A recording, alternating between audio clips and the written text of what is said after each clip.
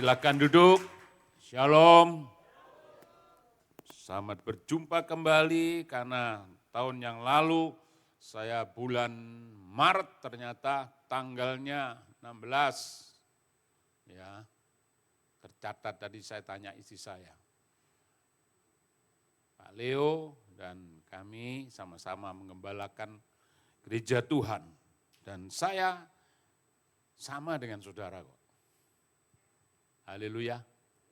Amin. Kalau tadi Pastor Hendra terlalu melebih-lebihkan. Jadi untung saya tidak pakai helm. Langsung bisa tak gitu helmnya. Ampuni Tuhan Yesus. Tetapi hari ini saya percaya saya hanya ingin berbagi apa yang sudah saya alami, saya kerjakan atau sedang kami kerjakan. Dan saya percaya biar firman ini terimpartasi. Kalau pengetahuan banyak kita dapatkan lewat YouTube, lewat belajar di mana saja bisa. Tapi bicara impartasi itu memang harus ada dan kita hadir.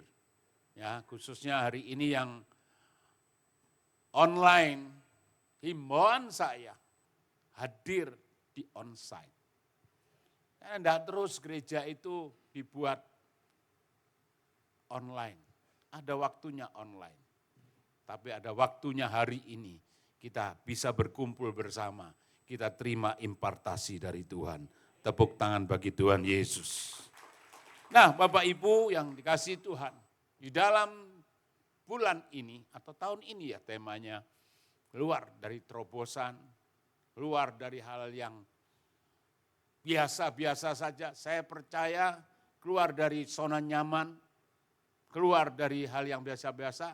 Nah, saya akan menyampaikan tentang mengalami terobosan. Saudara mau mengalami terobosan? Kalau saya berkata mengalami terobosan, bukan saya saja sebagai seorang hamba Tuhan. Tetapi kita semua, dalam semua sisi. Ada yang bisnis mengalami terobosan. Ada yang studi mengalami terobosan. Ada dalam perkara keluarga mengalami terobosan. Dan kita harus memahami akan hal ini. Kenapa sih Pak kok harus mengalami terobosan itu kenapa? Ya, saya dan saudara tidak boleh tinggal di dalam zona nyaman. Seringkali kita pakai zona nyaman untuk bersembunyi kita. Di sana kita bersembunyi. Di sana kita sudah merasa cukup.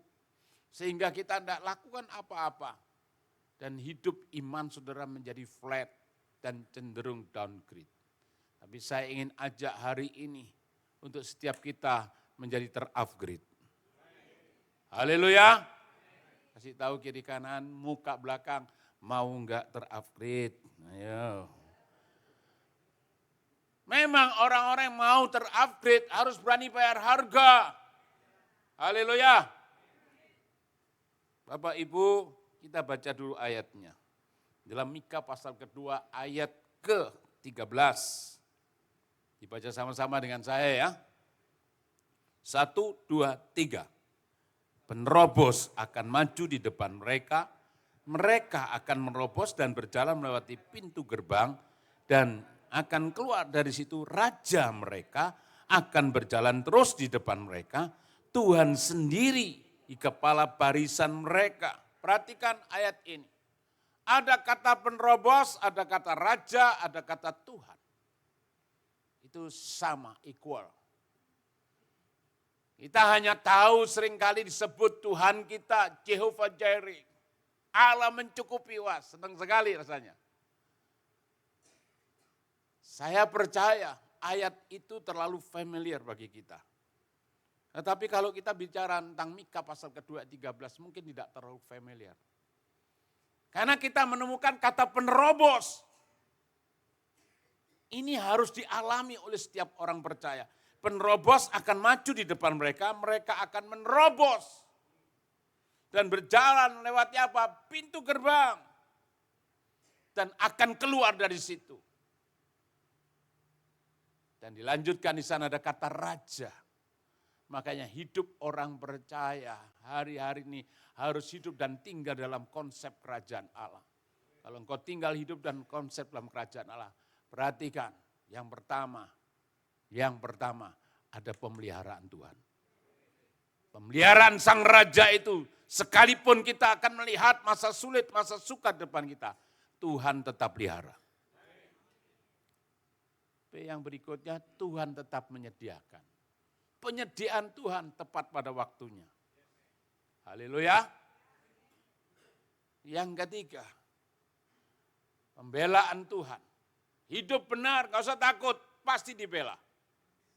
Sekalipun kita tidak lihat pembelaan manusia, tapi tangan Tuhan yang kuat akan bela kita. Yang berikut, promosi dari Tuhan. Kita diangkat oleh Tuhan. Memang ini butuh waktu. Kalau tadi dikenalkan kota, ya kalau di kota Mojokerto, nggak ada yang nggak kenal saya dong. Memang kotanya kecil sih. Itu dulu disebut kota undi-undi. Saya enggak mau sebut kota undi-undi lagi. Karena undi-undi itu kecil, bulat, banyak bintik-bintiknya, wijen. Ya. Saya mau sebut kota penggede. Karena kalau saudara tahu ke Surabaya ada Betani Nginden yang besar itu. Dulu digembalakan oleh Bapak Pendeta Abraham Alektanus Saputra. Itu dari kota Mojokerto. Kalau saudara tahu ada full gospel businessman yang masuk ke Indonesia, itu yang bawa seorang yang bernama Bapak Benyamin Tanutama. Kalau saudara tahu hari ini masih ada orang yang mengembalakan di Denpasar, Bapak Timotius Arifin, itu juga dari Mojokerto. Makanya Mojokerto bukan kota undi-undi, tapi saya sebut kotanya penggede. Tepuk tangan bagi Tuhan Yesus. Satu kali saya ajak seorang perwira polisi, waktu itu sudah jadi perwira. Ya. Saya katakan di dalam khotbah saya siang hari, saya masih ingat itu jam 1. Doa dari kalangan saudara nanti akan muncul seorang jenderal. Wah, mana mungkin orang-orang kita, orang-orang saudara muncul nanti, percaya enggak? Saya undang satu orang, anak Tuhan yang cinta Tuhan, berjemaat di kami. Setelah saksi saya katakan, Bapak nanti jadi jenderal. Waktu itu orang hanya tertawa loh, mana mungkin jadi jenderal. Oke, enggak mungkin menurut saudara. Dalam Tuhan tidak ada istilah enggak mungkin. Haleluya. Doakan, ayo angkat tangan semua, ikut angkat tangan semua, doakan. Hari ini jadi jenderal. Haleluya. Makanya hari ini kalau kita dengar firman Allah, tangkap dengan baik. Dalam roh saudara, saya percaya kalau kita mendengar kata penerobos itu artinya parat. Kalau enggak mau mengalami parat, parah saudara. Semua mau mengalami penerobosan? Yang mau angkat tangan? Kok ada yang begini dong? Kalau mau angkat tangan. Wow, semua mau. Tepuk tangan dulu bagi Tuhan Yesus. Kata penerobos itu artinya bertumbuh.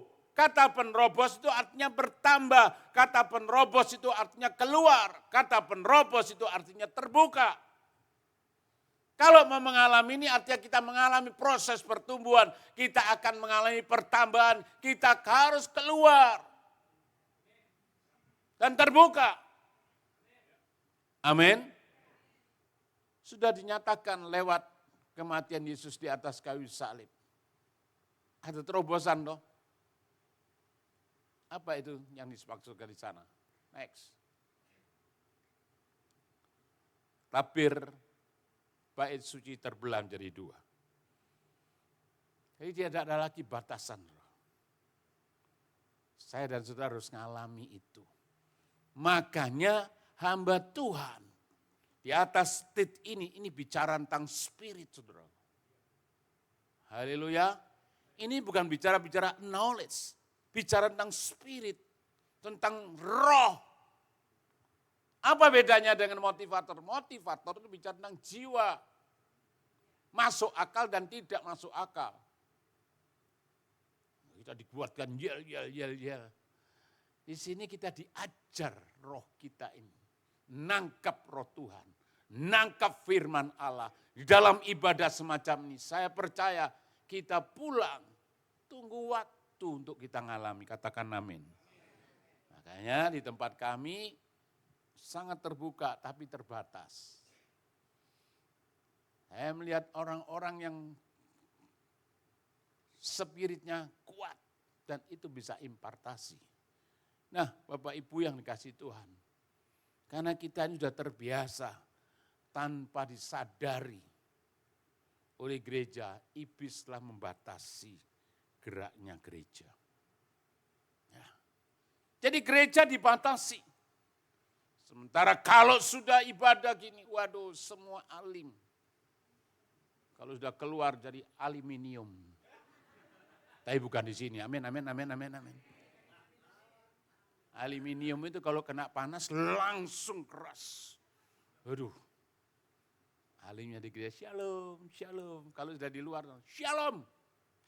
Hampir sama toh, mirip toh. Shalom sana shalom. Di tempat kami ada penarik becak. Itu dulu mangkal di depan gereja. Loh. Dari tidak punya becak. Tahu becak ya? Tidak punya becak. Sampai becak dia jadi 5. Itu lucu. Kalau ketemu tuh, Om, shalom. Pertama saya mikir gini, ini loh ngomong shalom kok jadi shalom gini. Namanya Pak Yusuf Aidi, Pak, tolong itu perkataan Bapak ini dipertegas gitu loh. Bapak ngomong apa tadi? Shalom. Salah, shalom kok. Oh ya shalom. Hati-hati keliru di depan saudaraku. Tapi saya percaya kita semua orang yang mengalami shalom. Amin. Tadi yang saya katakan, bahwa gereja terjebak hari ini. Di mana? Di 4 sisi tembok gereja ini.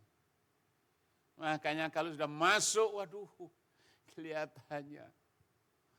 Sampai malaikat minder lihat kita. Tapi kalau sudah di rumah, saudaraku, setan takut, saudaraku. Melihat saudara-saudara lebih daripada setan. Bukan di sini. Itu setan-setan gereja di jalur Gaza. Haleluya. Next. Makanya seringkali muncullah yang namanya dikotomi. Awam dan rohaniawan. Seperti saya, seperti Pastor Hendra, Pastor Lewi ketemu lagi ini. Soalnya besok mau ngejar naik bus, saudara. Maksud saya itu begini. Kalau yang seperti kami-kami ini seringkali orang nyebut rohaniawan.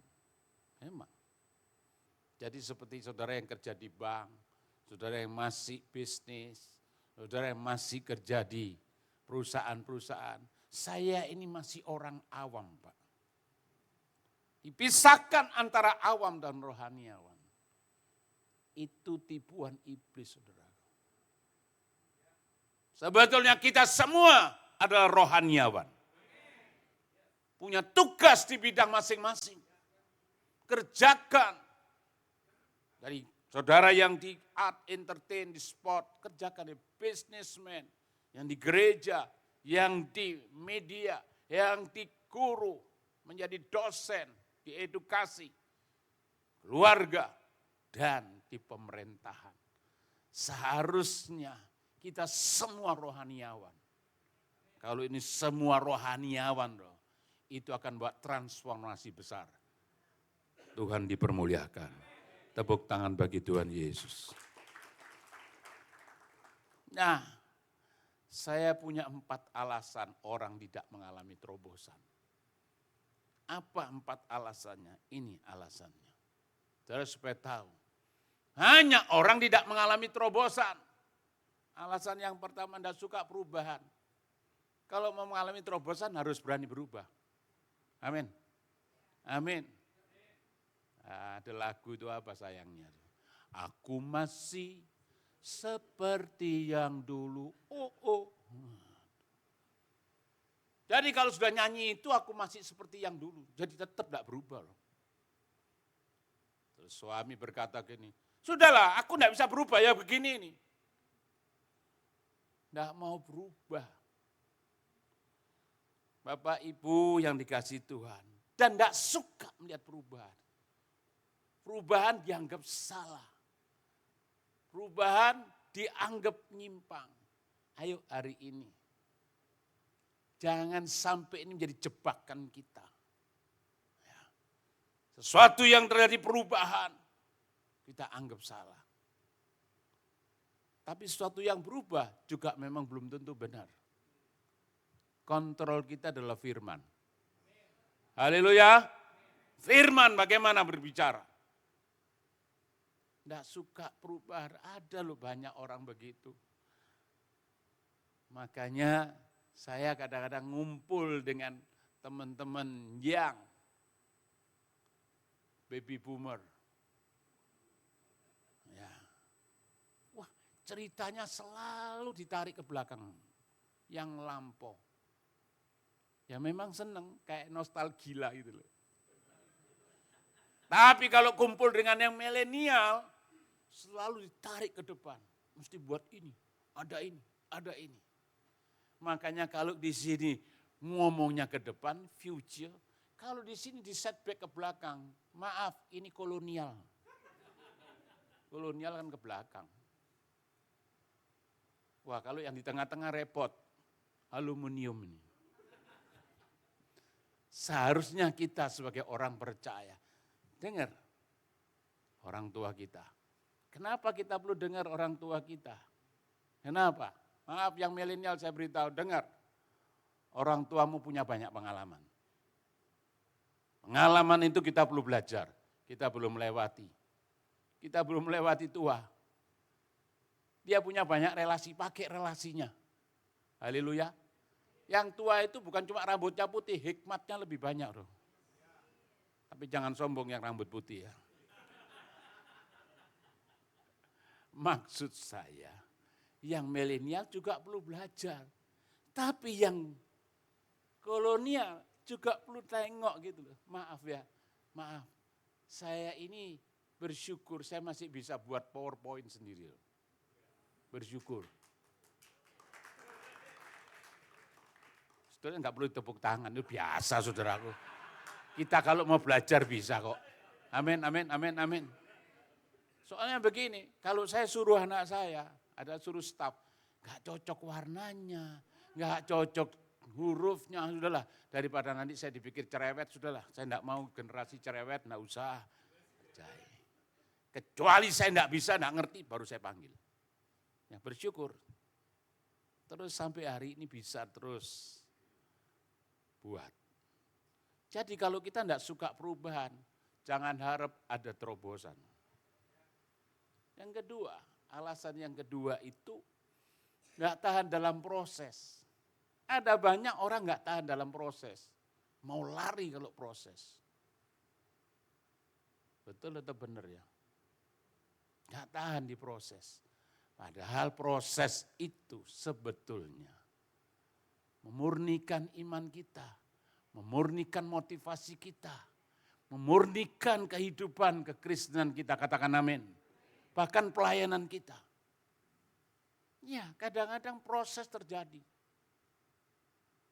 Di gereja kami itu tadinya ya, satu, ya sama nih, tiba 3. Satu deret itu 6. Yang lucu tuh deretan 2, 3, 4. Itu diduduki orang yang senasib loh. Padahal enggak ada tulis loh, kalau di sini kan tulis speaker enggak berani, siapa yang berani duduki speaker? Tak suruh khotbah nanti. Enggak berani. Pak Asyung aja lewat gitu. Tahu dengan speaker itu. Nah ini lucu, deretan 2, 3, 4. Itu diduduki oleh janda dan duda semua. Saya sampai begini, kok bisa? Terus saya berpikir gini, memang orang senasib itu bisa kumpul yang lebih aman, kira-kira gitu. Nasib janda-janda, nasib duda-duda, kira-kira begitu ya. Nah, satu kali ada tante yang ngomongin saya dong. Ngomongin gini, heran lihat Pak Ping itu kalau pulang salaman, puji Tuhan, haleluya, puji Tuhan, haleluya. Itu kan sudah biasa, saudaraku. Kok sama saya itu loh. Nggak pernah ngasih senyum. Aduh.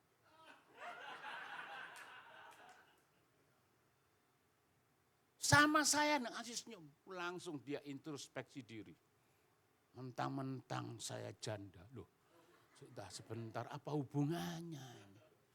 Ditambah lagi, saya janda, tidak punya pensiun. Waduh, tambah lagi. Saya ngomong sudah enggak apa-apalah, proses saja itu bagi saya. Terus absen enggak ke gereja.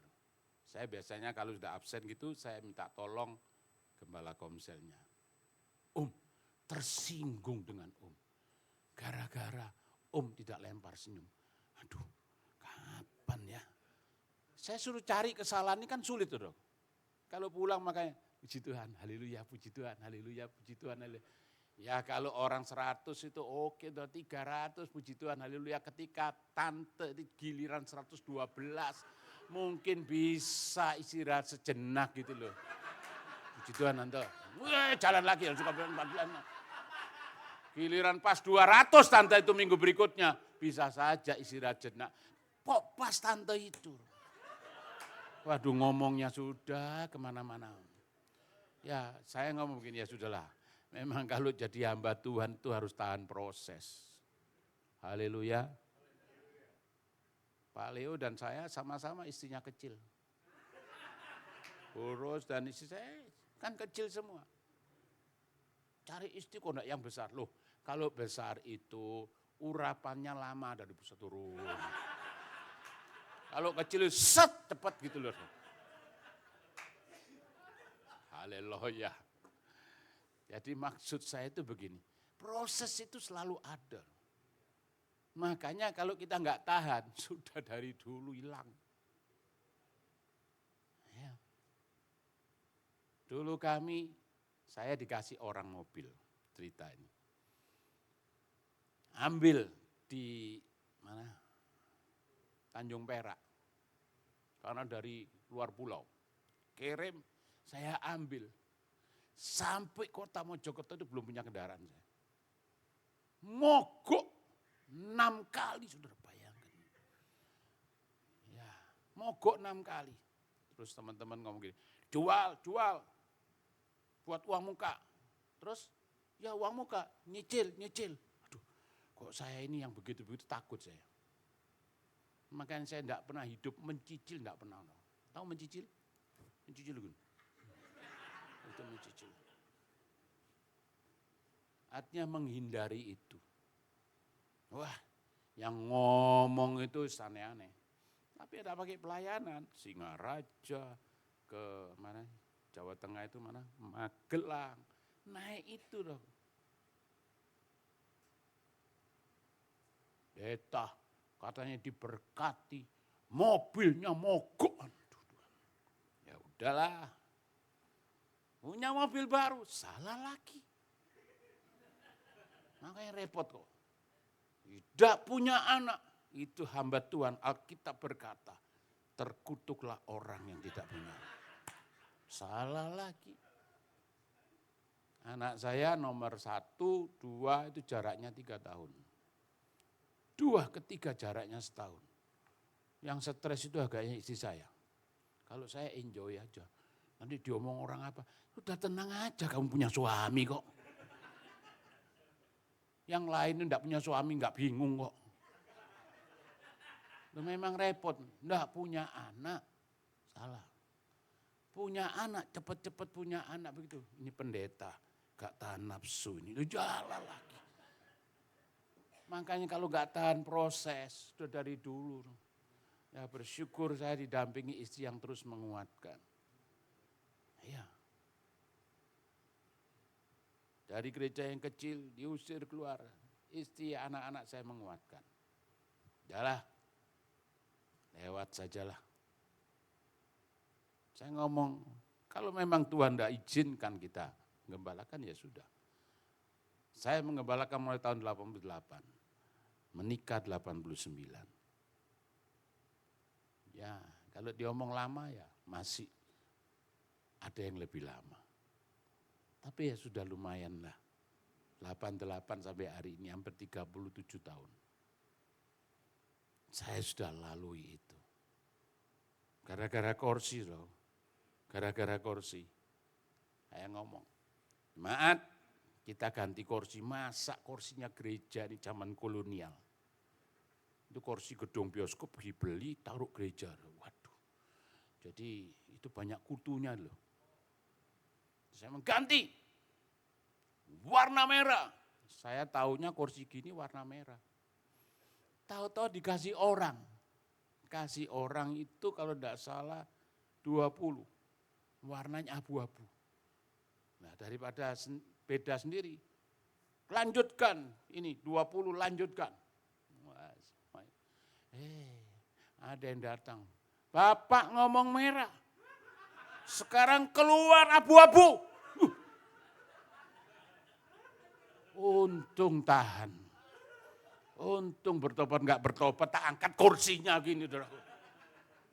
Aduh Tuhan ampuni yang begini. Ya. Just go ahead. Sampai kursi kita nih full warnanya abu-abu. Ya, memang serba repot. Ya. Alasan yang ketiga, nggak sanggup menghadapi peperangan. Hidup itu peperangan. Kita bisa datang hari ini, kita juga orang yang telah menang. Mau ke gereja dihitung pakai kancing, berangkat, enggak berangkat. Itu yang tertawa paling keras pengalamannya banyak. Enggak berangkat, itu lagi khotbah. Gitu. Ada yang begitu loh, aneh enggak? Saya ini belajar ya, belajar melayani doa pagi. Itu jam 4 sudah di gereja. Yang ajak doa, itu ibu-ibu diakonia. Kalau sudah pagi itu ada yang sandar, ada yang di sana. Tapi saya tetap doa. Ada yang mempengaruhi. Ada apa sih doa pagi itu? Apa sih manfaatnya? Hari ini saya tahu manfaatnya. Saya kuat dalam Tuhan. Amin. Yesus, Alkitab berkata dalam Markus pasal 1 ayat 35. Pagi-pagi benar, cek kata pagi-pagi benar. Early in the morning. Ya keluar. Kenapa kok keluar? Ya kalau keluar itu lebih aman. Banyak orang kan doa enggak keluar. Di tempat tidur. Ada di tempat kami doa itu sujud. Sampai ditutup amin tetap sujud. Kamu itu doa apa? Waduh om, gimana nih om?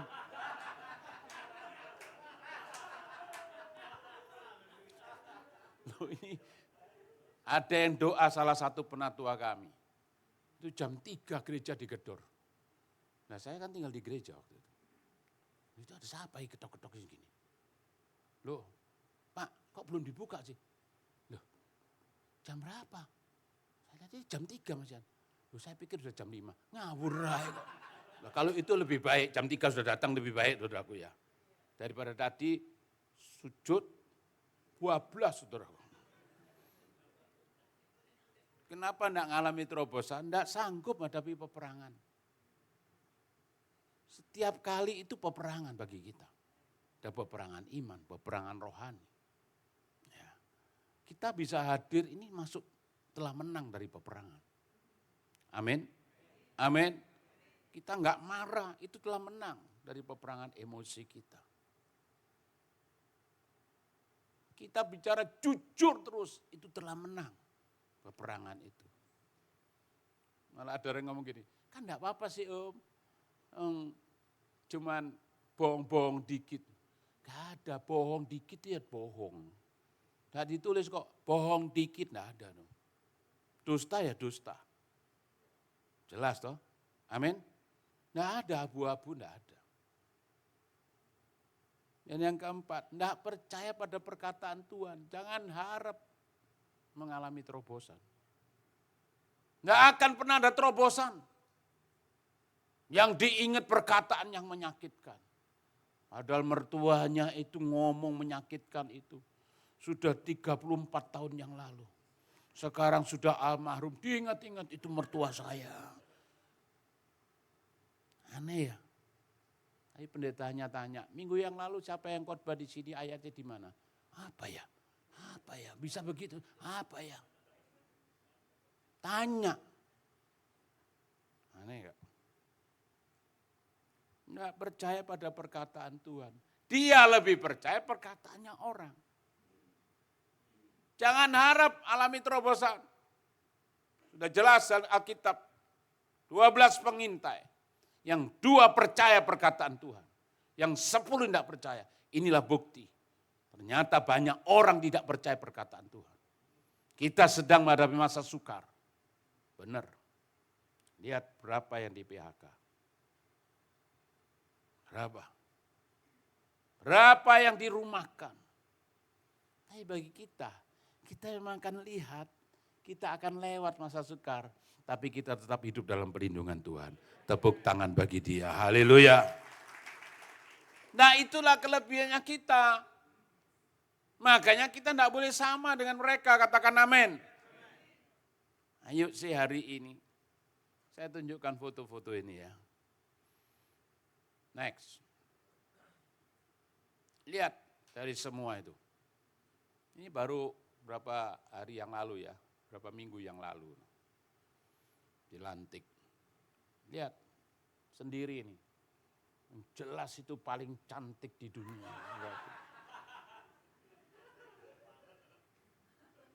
Ini saya tidak izin, tadi langsung tak keluarkan. Kalau izin tidak boleh nanti. Lihat. Dari semua ini deretan lihat. Dia sendiri. Apa mereka enggak tahu? Tahu. Apa mereka enggak ngerti? Kalau itu isinya pendeta, tahu wong yang diminta izin saya. Di kota telepon, Mak, maaf saya sudah ngomong sama ibu, tapi belum izin sama Bapak. Enggak apa-apa, tanya sendiri istri saya. Kalau mampu silakan. Pilih jadi ketua Pokja, bagian pendidikan di kota Mojokerto. Lihat berikutnya. Nah, ini di bawah dia semua. Next.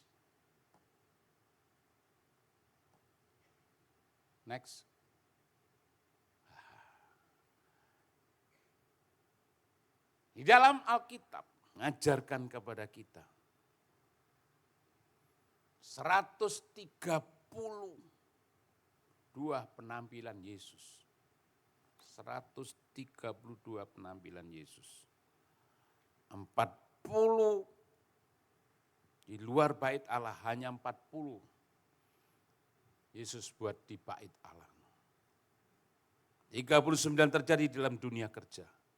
Makanya saya beritahu, saudara yang di dunia kerja, jangan merasa kecil hati dan tawar hati. Kuasa Tuhan menyertaimu. Amin. Jadi kalau 132 penampilan di luar bait Allah, dan 40 perjumpaan ilahi dan mujizat dalam Kisah Para Rasul. Dan terlebih lagi, hanya 39 ini yang kita perlu tahu, terjadi dalam dunia kerja. Makanya saudara yang di dunia kerja hari ini jangan merasa pesimistis. Percayalah, engkau akan alami terobosan, katakan amin. Di mana terobosannya? Next. Ini loh, 7 pilar ini. Tertaruh dirimu di mana hari ini? Ada yang seni, olahraga, budaya, yang di satu. Atau di bisnis, sama di bisnis juga alami. Gereja ngalami. Saya baru ngurus izin gereja merubah dari sertifikat hak guna bangunan menjadi hak milik. Itu enggak gampang. Kenapa? Karena gereja kami, gereja Tuhan itu di Mojokerto, itu di daerah pecinan. Saya tanya sejarahnya.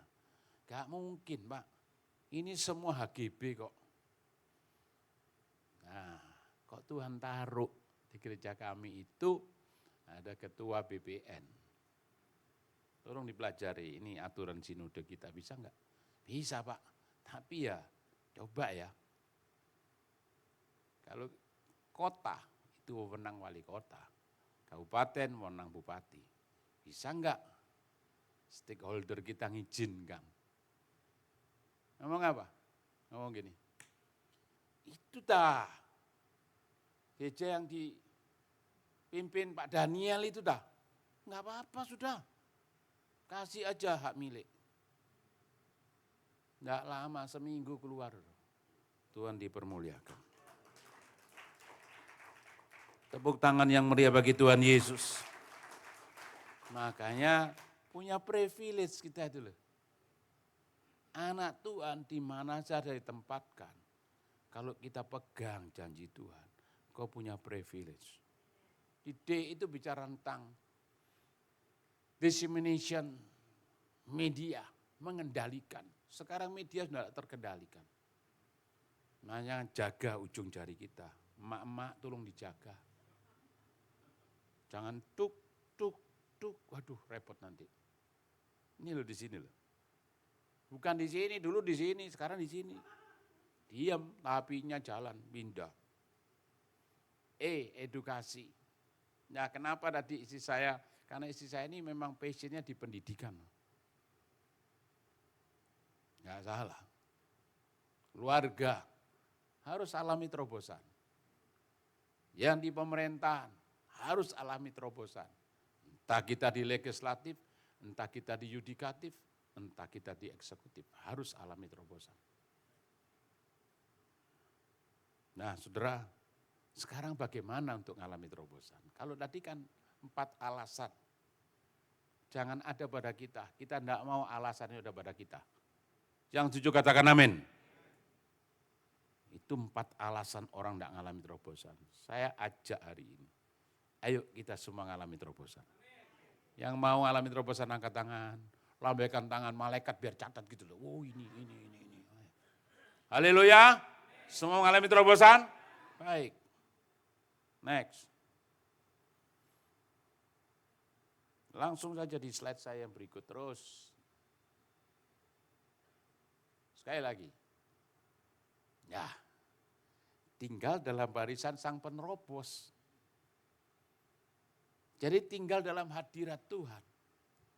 Makanya di dalam Yohanes pasal 6, 15 ayat ke-5 berkata, di luar aku, kamu tidak dapat berbuat apa-apa. Jadi jangan pernah sombong, di luar Tuhan, kita tidak bisa berbuat apa-apa. Tapi 2 Timotius 3 ayat 5 itu seringkali ada. Dan itu seringkali menjadi ungkapan, saya sudah aktif loh. TKKS. Datang terus. Iya, datang terus memang. Tapi kalau kayak begini gimana? Next.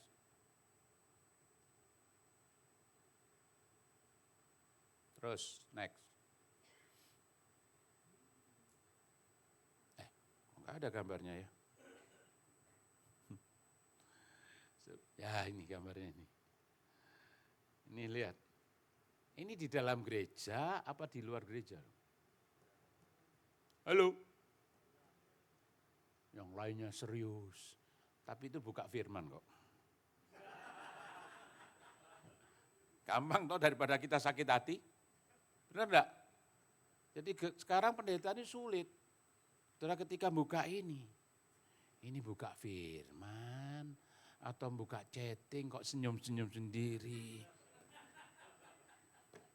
Ding, dari cucuku. Ding, dari pacarku. Apalagi suaranya silent, sulit. Makanya hamba Tuhan sekarang sulit. Itu hanya yang tahu malaikat, saudaraku. Karena malaikat kameranya dari atas. Kalau hamba Tuhan dari depan ini. Karena serius. Ternyata enggak. Lihat cerita Samkok, serius banget. Jelas bukan di sini, amin. Haleluya. Ya benar. Karena kalau kita tahu kehadiran Tuhan akan menenangkan jiwa kita. Memberikan ketenangan, memberikan kemenangan dan kedamaian. Makanya harusnya di dalam ibadah harus serius tapi santai. Ibadah kita bukan ibadah upacara, tahu ya? Ibadah upacara yang menakutkan, menegangkan. Memang kalau tidak, konsep ibadah itu hampir seperti upacara. Gereja-gereja upacara ada. Dulu saya di gereja upacara. Benar. Tidak pernah absen. Karena setelah pulang, saya harus datang ke pembina saya minta tanda tangan. Kalau enggak, kosong, waduh sudah. Nilai agama turun. Jadi cuma gara-gara nilai agama saya datang. Tapi paham, enggak. Ngerti, enggak. Persembahan, oh iya. Persembahan iya. Enggak pernah absen. Tapi ya kecering. Enggak ngerti memberi. Next. Nah, yang kedua, kalau mengalami terobosan, harus menempatkan sang penerobos mimpin kita. Bukan kita yang memimpin, tapi dia yang memimpin. Baca ayat ini. Dalam Keluaran 33 ayat 15. Ayo kita baca sama-sama. 1, 2, 3. Perkataan Musa. Berkatalah Musa kepadanya, jika engkau sendiri tidak membimbing kami. Apa yang dikatakan? Janganlah suruh kami berangkat dari sini. Jadi butuh bimbingan Tuhan. Butuh tuntunan Tuhan. Kalau enggak Tuhan, enggak tahu jalan.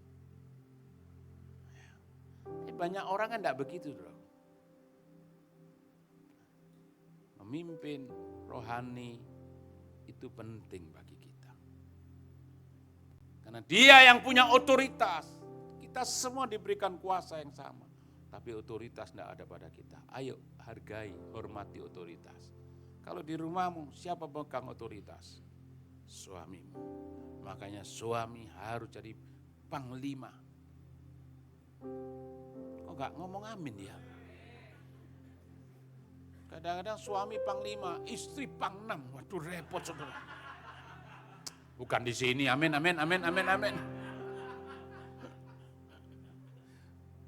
Nggak mimpi. Ya Tuhan ampuni yang begini Tuhan. Saya kira nggak ada loh. Itu ibu-ibu yang di jalur Gaza yang begitu. Yang berikut, next. Gambarnya ikan. Terus cepet aja. Waktu saya sudah habis. Nah, mentaati. Kalau kita mengalami terobosan, ya taati perintah sang penerobos. Alkitab berkata, Simon menjawab, Guru, telah sepanjang malam kami bekerja keras dan kami tidak mendapat apa-apa. Tetapi karena Engkau yang menyuruhnya, aku akan menebarkan jala juga. Kalau bicara tentang pinter-pinteran ahli dan tidak ahli, Simon dan Yesus itu anak tukang kayu, saudara. Bukan nelayan. Kamu kok ngajari aku nih yang lebih pintar daripada kamu. Kan begitu seringkali. Tapi Simon Petrus, tapi karena engkau. Ketaatan. Dalam Alkitab itu memang ada orang jenisnya disobedient. Siapa itu? Adam dan Hawa. Terus hidupnya sudah enak hidup mereka. Tapi dia melanggar. Tapi ada orang yang partial obedient. Siapa itu? Saul. Saul itu kalau cocok mau taat, tapi kalau nggak cocok nggak taat. Ada gereja juga begitu, tapi jelas itu bukan di GKS. Amin. Kalau cocok mau taat, tapi kalau nggak cocok kok enak. Yang ketiga, taat. Nuh itu taat. Maka disebut Nuh seorang yang halak tamim, tidak bercacat celah. Tapi patron kita bukan saja di Nuh, minimal itu Nuh. paling atas, Yesus. Yesus, ketaatannya mutlak. Amin. Amin. Next. Dalam 1 Samuel pasal 15 ayat 22. Mendengarkan lebih baik daripada korban sembelihan, kata Samuel. Kata mendengarkan kurang tepat. Karena dalam bahasa Inggris, to obey, it's better than sacrifice. Taat itu lebih baik daripada korban. Orang yang korban, belum tentu orang yang taat. Tapi orang taat pasti berkorban. Amin. Yesus belajar dari dia. Taatannya sebuah ketaatan yang patut kita contoh. Saya masih perlu belajar terus. Tapi minimal belajar dari no. Ya. Kali-kali buat tour itu ke Amerika. Kami baru dari sana. Bulan berapa itu? 9. Lihat replika Batranu. Saya lihat hebat ya. Zaman segitu mereka bisa buat. Karena no taat. Enggak urusan omongan orang apa. Dia buat Batra di atas pegunungan Ararat. Tapi ketaatan yang sempurna dan mutlak adalah ketaatan Yesus. Hari ini lakukan dengan taat. Kalau kita mengalami terobosan. Coba kita lihat sebuah quotes yang tuliskan oleh Charles Stanley. Next. Tuhan bertanggung jawab atas konsekuensi ketaatan kita. Tapi kita bertanggung jawab atas konsekuensi ketidaktaatan. Kenapa ada banyak orang tidak diberkati? Mungkin tidak taat. Tentang keuanganmu tidak taat. Tentang kehidupan keluargamu tidak taat. Bagaimana suami, bagaimana istri, anak, orang tua. Ayo hari ini perbaiki. Masih ada kesempatan dan waktu. Jadi bagaimana untuk mengalami terobosan? 3 hal. Tinggal dalam barisan jangan keluar. Yang kedua, tempatkan sang penerobos jadi pemimpin hidupmu. Yang ketiga, taati perintah sang penerobos. Sekalipun mungkin taatan kita belum ketaatan absolut seperti Yesus. Tapi minimal seperti Nuh tadi. Perintah dikerjakan. Jangan banyak tanya, banyak percaya dan lakukan. Tuhan berkati kita. Tepuk tangan bagi Tuhan Yesus. Ayo kita bangkit berdiri, kita akan berdoa. Terima kasih Roh Kudus, kami bangga punya Tuhan. Sungguh kami bangga. Haleluya. Terima kasih Roh Kudus.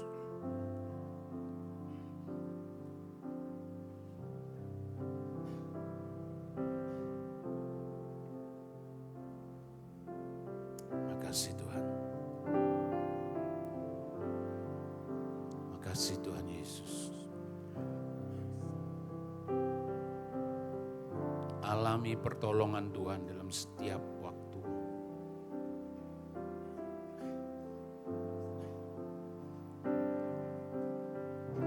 Musim akan selalu berganti. Kasih Tuhan tetap abadi, tak akan berubah sampai selamanya. Ku tetap percaya. Amin. Ku yakin Tuhan memberkati. Ku yakin Tuhan melindungi. Burung di udara Tuhan pelihara karena kasih-Nya. Amin. Tuhan selalu menolongku, selalu menjagaku. Selai di rambutku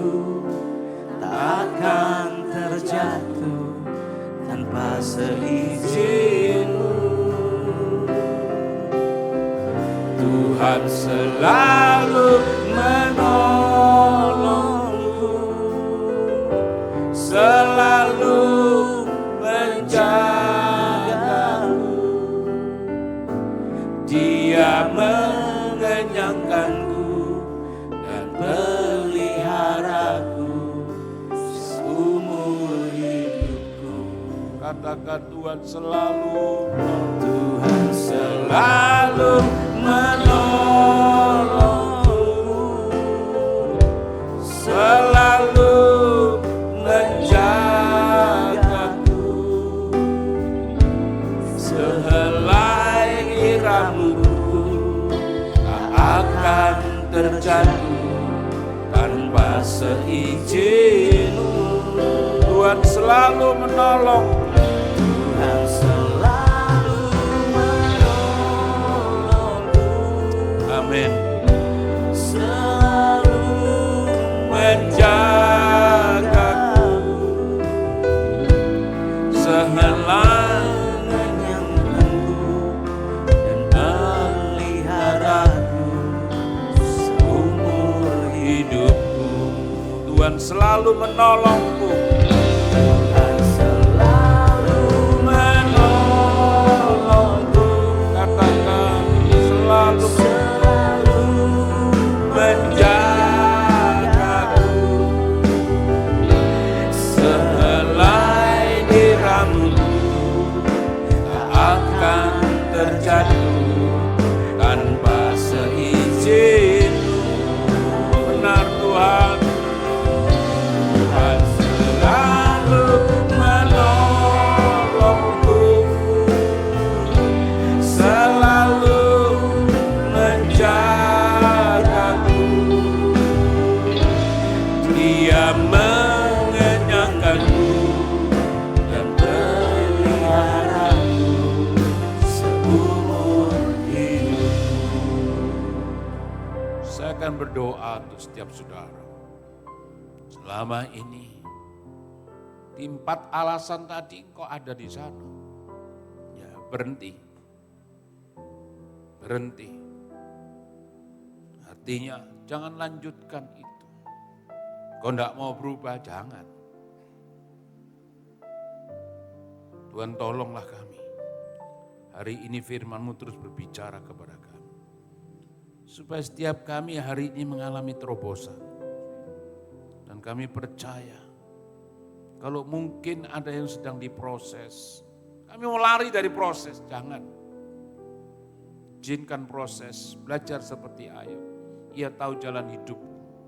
Dan yang kau memproses aku, kau menguji aku akan timbul seperti emas.